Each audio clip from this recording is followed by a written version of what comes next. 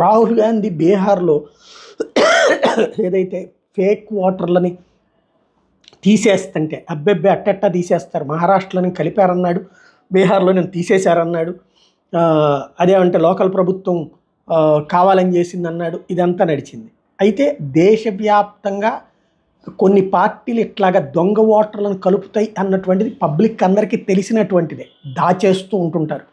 ఇప్పుడు రాహుల్ గాంధీ స్టేట్మెంట్కి చిల్లు పెట్టింది ఎవరయ్యా అంటే అదే పార్టీకి సంబంధించినటువంటి మాజీ లోక్సభ పక్ష నాయకుడు అదీన్ రంజన్ చౌదరి, బెంగాల్ నుంచి అక్కడ ఫ్లోర్ లీడర్గా చేశాడు ఇంతకుముందు లోక్సభలో. ఆయన ఒక సంచలనాత్మకమైన స్టేట్మెంట్ ఇచ్చారు.